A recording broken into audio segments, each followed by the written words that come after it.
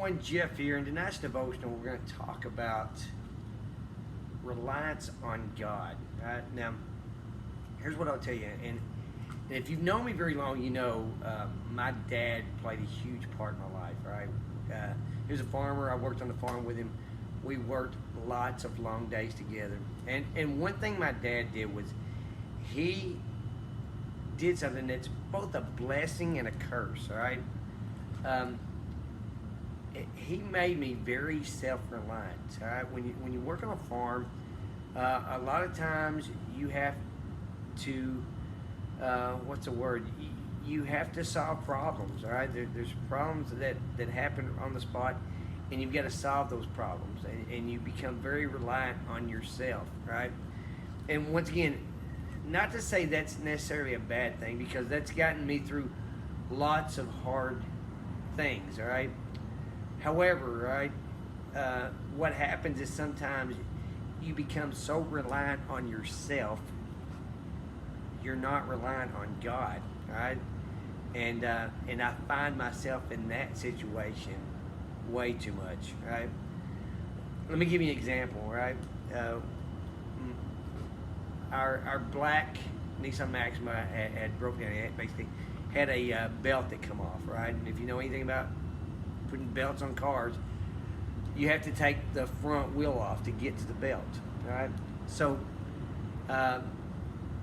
working on the car, and then I realized that tire has a special nut on it that you have to have a special, I don't know what you call it, like a special socket to put on it to unlock it. Well, I just changed the tire on that car about a week ago, and I quickly realized when I couldn't find the socket that, guess what? I had left it on the tire when I changed it. Now, for me, guess what I did? You know, once again, I will tell you, I am a sinner saved by grace. So guess what? I had a few choice words, all right? And then I thought, I'm so stupid. I left that thing on the tire. And if you've ever tried to change a tire, I mean, it's hard to find those wrenches, all right? My wife was there with me, all right? What do you think she did? She just simply sat down and she prayed about it, all right? So I was mad, all right? And I was not being very Christian, all right? And finally I walked around to the car where I'd changed the tire, and I looked down, and guess what? Still in the wheel well, hanging on the nut, was basically the socket that I needed. Pulled it off, walked around, and my wife was like, "See, should have trusted in God.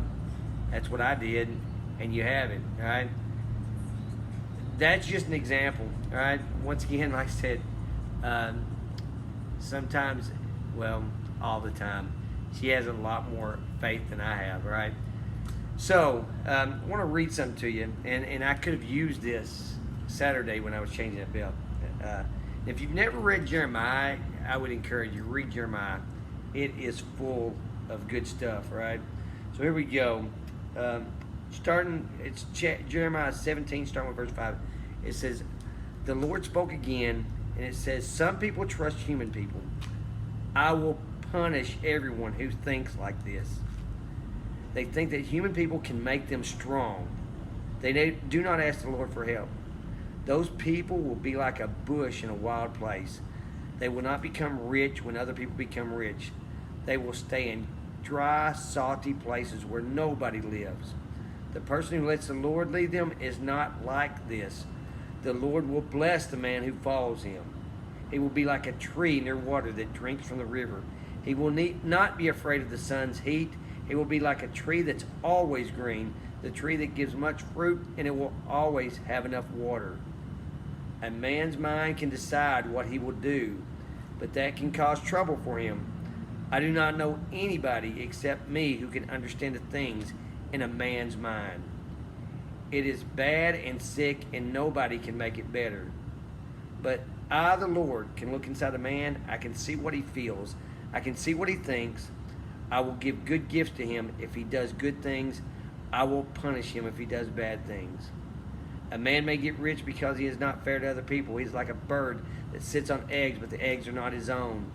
He will lose his riches before he is old, and at the end of his life, people will see that he is a fool.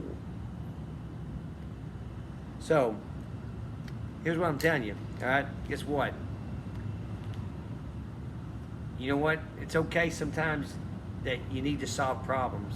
All right, but what I will tell you is this. All right, before you solve the next problem, you might want to sit down and pray about it and see what God has in mind. Because if you rely on God, the outcome's always going to be better.